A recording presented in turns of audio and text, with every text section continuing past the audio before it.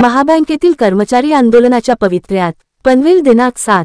बाकीक उद्योगातील बहुसंख्य असलेली संघटना ऑल इंडिया बँक एम्प्लॉईज असोसिएशनशी संलग्न असलेली संघटना all India bank of Maharashtra employees फेडरेशनने सध्या बँक ऑफ महाराष्ट्रमध्ये आंदोलन पुकारले आहे।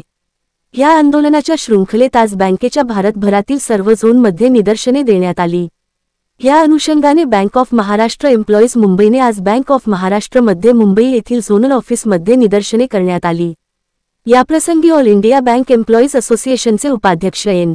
Shankar, bank of Maharashtra employees युनियनचे अध्यक्ष अरविंद मोरे, जनरल सेक्रेटरी सुधीर पाटील व संघटन सचिव पांडुरंग भोगले आदी संघटनेचे पदाधिकारी उपस्थित होते।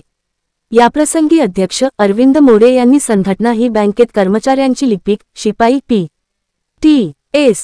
भरती, डी-ज्युरी कराराची अंमलबजावणी, द्विपक्ष बोलणी, कोर्टाच्या निर्णयाची अंमलबजावणी, स्पेशल असिस्टंट पदाच्या जागा भरणे व ताब्यात घेतलेली युनियन ऑफिस परत मिळविण्याकरिता आंदोलन करत असल्याचे सांगितले।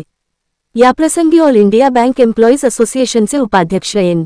शंकर म्हणाले की bank of Maharashtra employees union ही खरोखर योग्य मागण्यासाठी आंदोलन करीत आहे। संघटनेचे आंदोलन हे देशभक्तीचे आंदोलन आहे, कारण की ते ग्राहकांना चांगली ग्राहक सेवा मिळण्यासाठी आंदोलन करत आहेत। त्यांच्या ह्या आंदोलनामुळे बकेक संघटनेतील आंदोलनांना एक नवी दिशा मिळेल। जनरल सेक्रेटरी सुधीर पाटील यांनी जर मागण्या पूर्ण झाल्या नाही तर मार्च 20 ला संप करून आंदोलन अधिक तीव्र होईल असे सांगितले। संघटन सचिव पांडुरंग भोगले यांनी याच आंदोलनाच्या शृंखलेत संघटना 17 मार्चला बँकेच्या हेड ऑफिस लोकमंगल, पुणे येथे धाक मोर्चा नेणार असल्याचे सांगितले। निदर्शनात बँकेतील कर्मचाऱ्यांनी मोठ्या संख्येने सहभाग घेऊन आपला असंतोष निदर्शनाच्या माध्यमातून दर्शविला।